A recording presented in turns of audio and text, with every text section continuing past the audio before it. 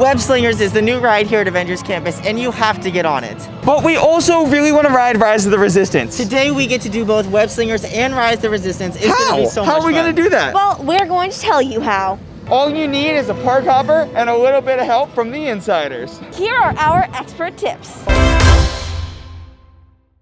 So when you come to Disneyland, it is huge that you get on both Rise of the Resistance and the new Spider-Man Web Slingers ride, because they're literally the two newest and best rides here, and they are both so much fun. Expert tip number 1 is to make sure you have a fully updated version of the Disneyland app on your phone and you're logged in with all your tickets linked. So in order to ride both attractions on the same day, you're definitely going to need a Disneyland park hopper ticket. I highly recommend that whatever park you're starting your day in, you get the boarding group for the attraction that's in that park. Something we've noticed is that we have a much higher success rate when we're trying to get a virtual queue and we're on property.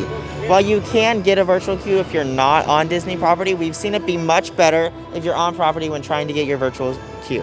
So if you have like a watch or your phone and you can actually see what second it is, then you know and you're anticipating that 7 a.m. or noon time slot so that you easily get in. I have the seconds on my watch and I'm just waiting. 6:59 and 38. It is 11:59 and 22 seconds. This is the big moment, insiders.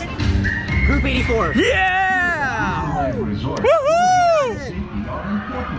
Our biggest, most important insiders expert tip that we can possibly give you is to make sure that you are not connected to Disney Wi-Fi. Literally everyone in the entire park is going to be connected to Disney Wi-Fi at the exact same second trying to get a boarding group.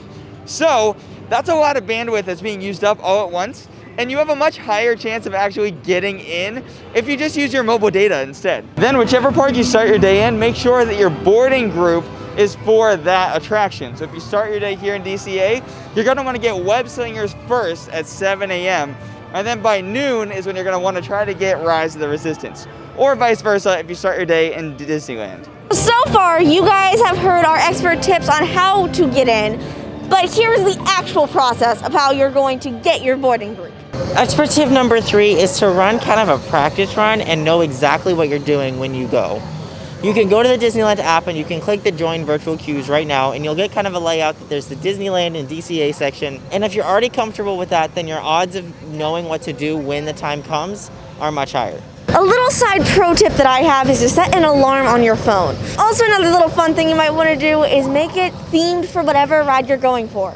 Like, if you set it for a Star Wars tune, for example, it'll remind you to get a boarding group for Rise of the Resistance and get you all pumped about it. This is an especially good idea because it's so easy at Disneyland to just blow by your times because you're having so much fun. So if you followed our steps perfectly, then you got on Web Slingers and Rise of the Resistance, or at least one of them. Using our expert tips, I was able to get into Avengers Campus dressed as Captain Marvel. We hope that this video helped you get a boarding group and that you had a great time on your visit to the parks. And if this video helped you out, make sure to subscribe for tons of more expert tips and check out this video where we give you another awesome expert tip. We'll see you guys in the next video. Bye, insiders. Bye.